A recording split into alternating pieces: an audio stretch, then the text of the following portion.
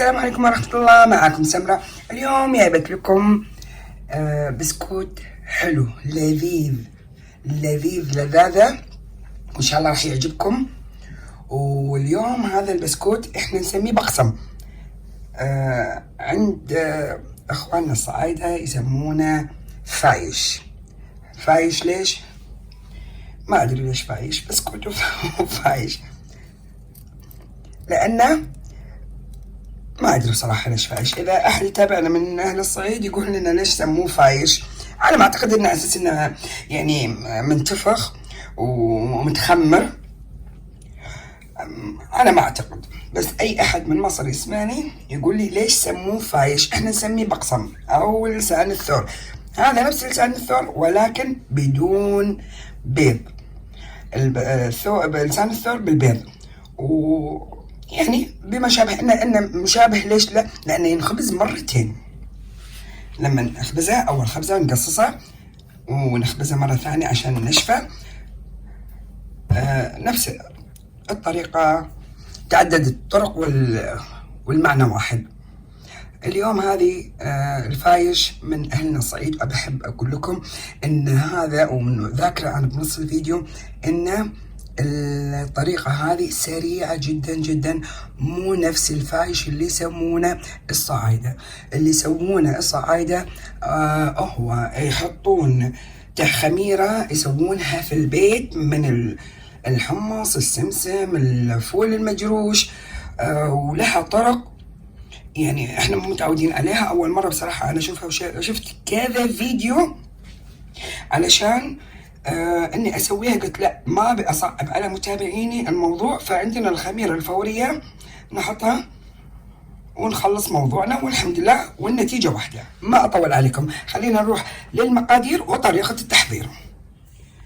مقاديري راح اقولها وانا اشتغل قبل لا اشغل العجان. راح يكون عندي هني نص كيلو طحين. بسم الله. نحط نص كيلو، ورشة ملح تقريبا ربع ملعقة ملح. عندي ملعقتين كبار طحين الحمص او النخي، ملعقتين كبار. ملعقة كبيرة هيل بودر ناعم.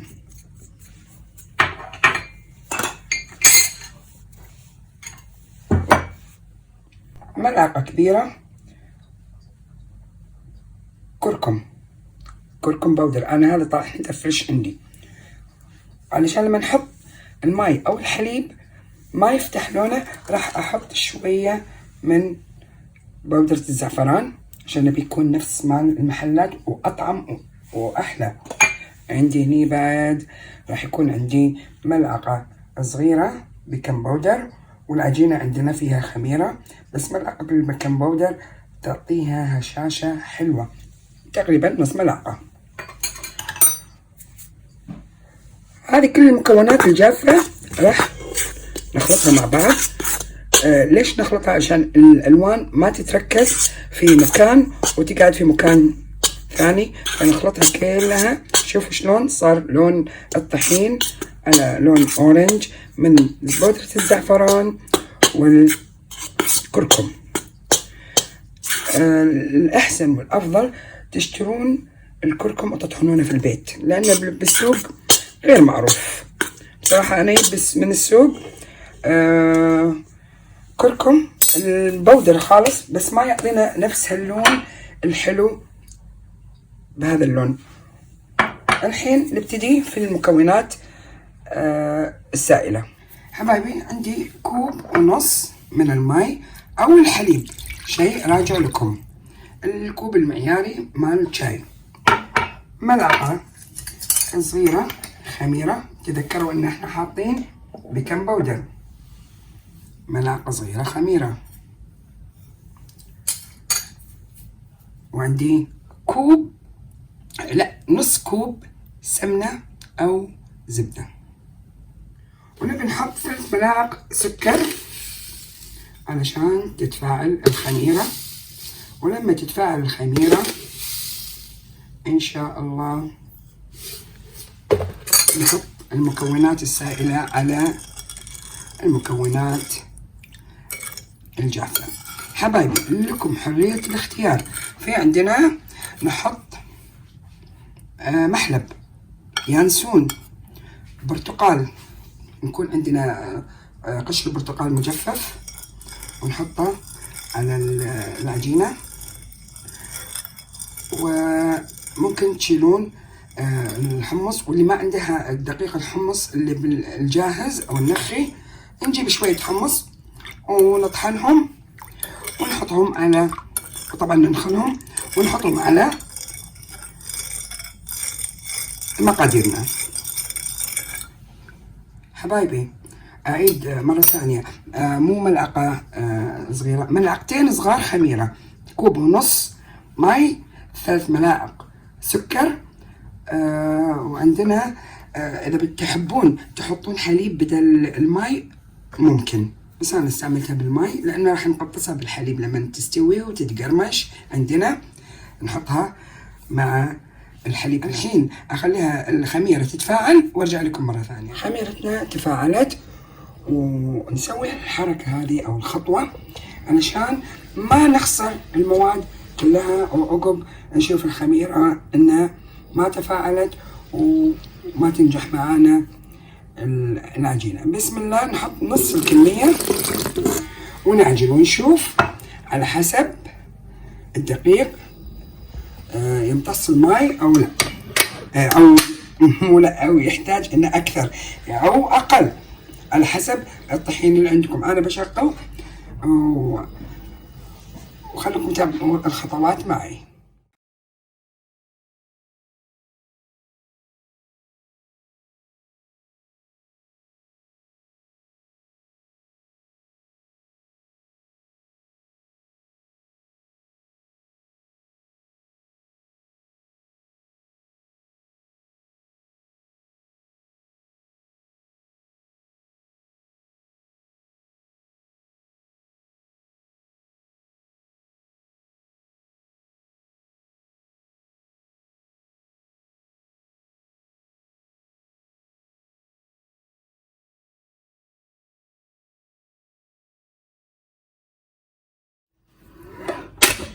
حبايبي شوفوا العجينة للحين تلصق. أنا بأمانة حطيت شوية ماي، أقول لكم على حسب امتصاص الطحين للماء أو السوائل اللي عندنا. أنا وأنا أعجن تكونت العجينة وهم كانت مو متجمعة بهالشكل هذا. الحين بحط نص كوب السمنة، عندي نص كوب سمنة وراح أحطها بالتدريج علشان تعطينا الملمس الناعم الحلو. بسم الله حطيت نص الكوب، هو نص كوب حطيت الربع. بسم الله ونشغل. أنا راح أكتفي بربع الكوب من السمن. الحين أشيلها على طاولة عمل، أعجنها وأخليها تختمر. لما ترتفع راح طبعا أعجنها على إيدي على الطاولة عشان لا أطول عليكم الفيديو. راح أعجنها من 5 إلى 10 دقائق تتلم معنا العجين وتصير ملسة ونحطها للتخمير. حبايبي عجنتها لما صارت عندنا العجينة ملسة وما تلصق في إيدي.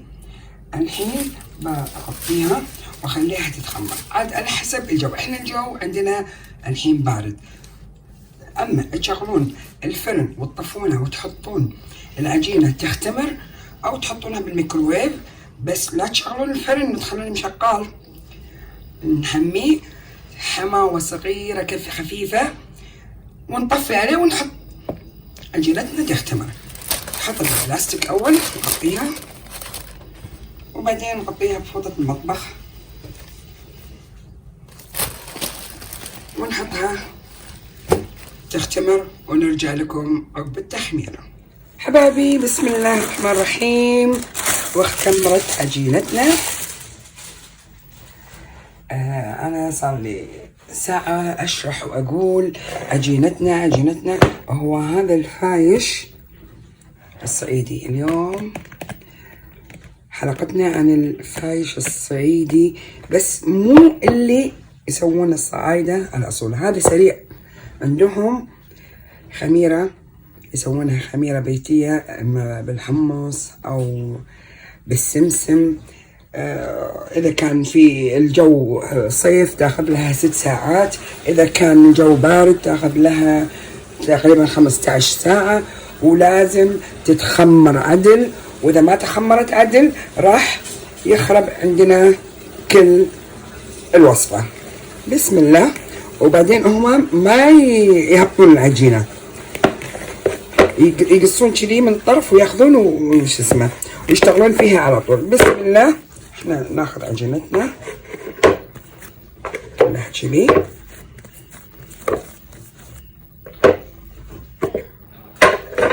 دهنا صينية فيها شوية زيت علشان عندنا مرحلة تخمير ثانية.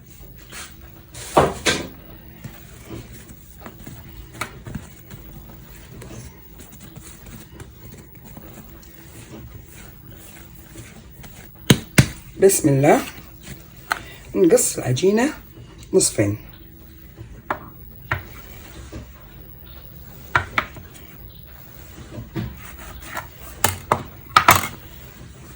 راح تطلع واحدة أكبر من الثانية تقريبا بشوية، يعني شوية بس. ممكن في طريقتين للتقطيع، ممكن نخليها قرص ونفردها، واحدة طلعت أكبر من الثانية. ممكن نخليها قرص وعقب ما تخمر نحمرها نفس مقاسها كذي لما تتخمر. طبعا نقصها. عندنا طريقتين للتقطيع، ممكن نفرد ونلف، وممكن نخليها قرص ولما تتخمر ونتحمرها وتنشف نقصها. كلا الطريقتين اوكي ممتازة. راح اسوي الصغيرة هذه. انا راح ارش شوية بس طحين شوية علشان ما تلصق عندنا، او اذا عندكم مفرش ممكن تفرشون المفرش وتفردون العجينة عليها. بسم الله. طبعا دائما الفرد من الوسط لتحت او من الوسط لفوق.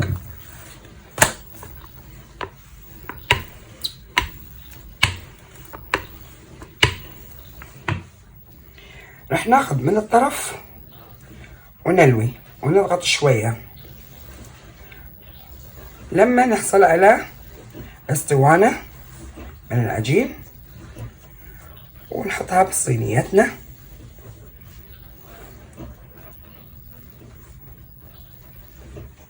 نلويها كذي.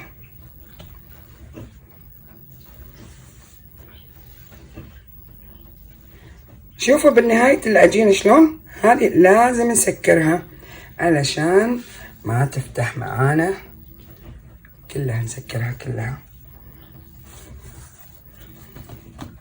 طبعا لو كان عندنا بلاستيك نفرش عليه العجينة ونحاول نسويها بهالشكل هذا، نحطها بالصينية بالطريقة هذه. نحاول نفض الطحين. انا عندي مفرش اني افرد على، بس كسل اروح اطلع من الكبت واجيبه، فانا عندي طاوله نظيفه وافرشها بطحين، ما يمنع ان نخلص شغلنا بسرعه. نغطيهم مره ثانيه ونخليهم يختمرون لحد ما يتضاعف حجمها نفس ما شفناها عند ما عجناها واختمرت اول مره. وبعدين نحمرهم على هالشكل هذا.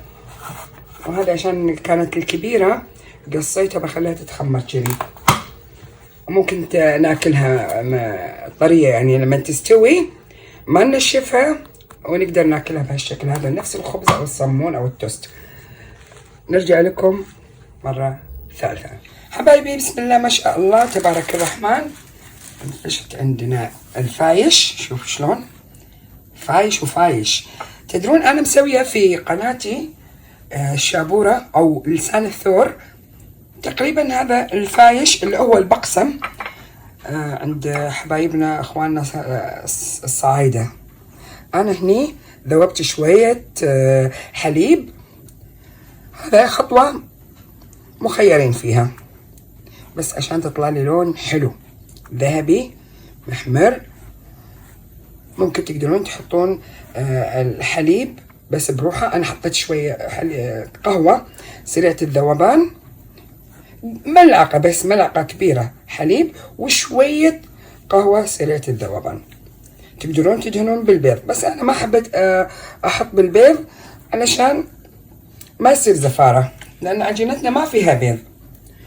مشغلة طبعا الفرن على درجة 200 او حسب افرانكم. لازم خطوة ضرورية نشغل الفرن قبل ربع ساعة 10 دقايق اذا كان فرنكم حامي. نشغله وندهن الوجه. خطوة قلنا اختيارية وشيء راجع لكم. الحين نحطها بالفرن تتحمر ويطلع لنا اللون الحلو الذهبي وناكل بقسم على كيفكم. روعة. شوف نحاول نحط في الأماكن اللي ما فيها عشان كلها نبيها طبقة واحدة. anyway بس تتحمر وتستوي راح نقصصها وفي مرحلة ثانية راح نحطها بالفرن. يعني راح تنخبز مرتين علشان تصير مقرمشة وهشة نفس لسان الثور. نخبزها بس هذاك مثل كيكة. نقصصها عقب ما يستوي ونحطها بالصينية وندخلها على الفرن نفس الطريقة. الفايش نقصصها عقب ما يتحمر راح نخليه يبرد تماما واحنا نقصصه عشان لا يتفتت عندنا او ينقص بشكل غير لائق او غير عاطفي. فراح نقصص الفايش بعد التحمير عقب ما يبرد او من ثاني يوم يكون احسن واحسن. تخلون على الاقل من 3 ساعات الى 6 ساعات بنفس اليوم او لثاني يوم من خبزة. تحمر عندنا الفايش. احنا راح نحرر الفايش من الصينية علشان لا يلتصق ونخليه يبرد.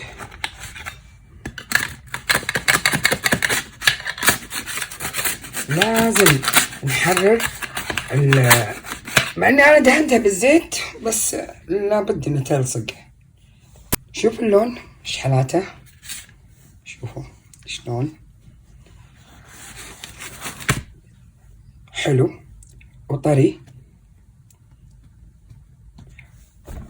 وان شاء الله نخليه يبرد. لا نغطيه علشان لا يرطب نهائي. التغطية ممنوع. نبي نخليه على كذي لما يبرد. لما يبرد تماما راح نغطيه اساس انه شنو يعني ذباب حشرة شيء للأمان يعني. بس يبرد تماما ونقصصه. شوفوا أنا مستانسة. أنا أول مرة أسوي هذا عشان خاطر عيون متابعيني والصعايدة أجدع ناس والله. حبايبي بردت عندنا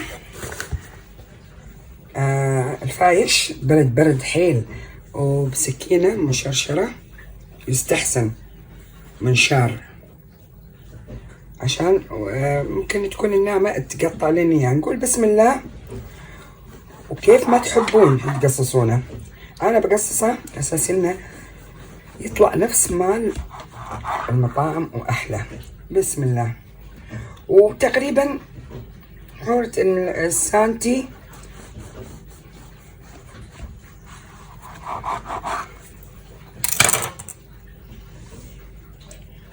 شفتوا يا جماله يا جماله. شوفوا هذا طري وخفيف كيكة بس ان شاء الله لما انشفه.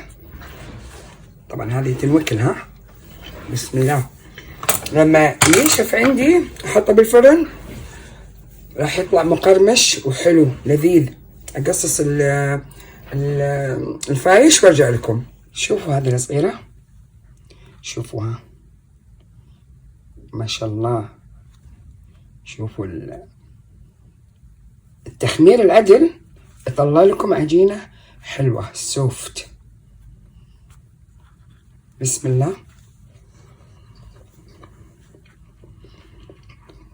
يعني شوفوا كذي وطالع سوفت ناعمة حلوة نفس التوست او الصمون، لذيذة. انطروني وانا اكل هذه. سمعتوا القرمشة؟ وايد لذيذ. والله اطعم من اللي برا. على الاقل احنا نعرف شنو حاطين من مواد من مكونات، وكلها مكونات بيور. يعني احنا ما راح نحط اي شيء عشان نضر صحتنا وصحة اهلنا وعيالنا واللي يعزون علينا. فالنص كيلو طلع لنا كمية ما شاء الله تبارك الرحمن حق ريوق الصبح. جلاس شاي حليب ونغمسها وناكلها. نقدر نحط عليها جبن، مربى، زبدة، كيف ما تحبون. والملاحظات اللي راح أقولها وراح تسألوني عنها: نحط زيت، نص زيت ونص سمنة. ما أدري، أنا ما جربت بصراحة إني أسويها بزيت بس، زيت نباتي. ممكن تسوونها بسمنة حيوانية، نص القلاص سمنة حيوانية ونص سمنة نباتية. شيء راجع لكم. تخلونها سمنة كاملة بروحها، تحطون زبدة وسمنة، زيت وسمنة. أما زيت بروحها لا. بالنسبة حق الكركم، أنا قلت لكم الكركم عندي طحنته في البيت وكان لونه جدا غامق لأنه بيور، مو مخلوط بمواد ثانية، فطلع اللون أصفر. ما أنا حطيت شوية من بودرة الزعفران فصار أصفر. السم طعمه حلو، بس إن الكركم الطعم عشان فريش كان شوية طاغي. ريحة الهيل شوية ظاهرة. نقطة ثانية، خففوا من الكركم إذا كان فريش. إذا كان بودر من الجاهز لا، حطوا الملعقة كاملة، أو ممكن تستغنون عنه وتحطون شوية بودرة الزعفران وتحطون الهيل أو المنكهات اللي عندكم مثل ما قلت لكم ذكرت لكم بالفيديوهات بداية الفيديو. مثل ما قلت لكم تقصصونه عقب ما يبرد تماما. شوفوا ما شاء الله، يعني أطلع لكم أي حبة. شوفوا هذه تحمرت شوية، بس إنه مو متقطع من لما قصصته بالسكين. شوفوا. فأنا هذه ملاحظتي لكم. تحبون تسوونه كيلو، ضعفوا المقادير، يتخمر تماما مثل ما شفتوه ما شاء الله تبارك الرحمن، متخمر ومنافش حلو. نقطة إن تدهنونه نهاية قبل الخبز، أساس تحطونه بالفرن مثل ما سويت أنا. شيء راجع لكم. وأقول لكم هني أي سؤال أي كومنت تحبون تسألوني، أنا حاضر أقدر أجاوبكم. ولكني أنا هذا أول مرة أسويه، ومو صعب، يعني مو صعب إني أسويه، سهل. وأدري إنكم أكثركم ما شاء الله طباخات وطباخين، يعني ما شاء الله تبارك الرحمن عليكم. وأقول لكم سبسكرايب، كومنت، شير، وشاركوا الفيديو حق الناس اللي تحب الشغلات هذه من أهلكم وأصدقائكم وجيرانكم، بلا بلا بلا بلا. وبالنهاية ما أطول عليكم، أقول لكم علينا وعليكم بالعافية، بالصحة والراحة، ودمتم سالمين.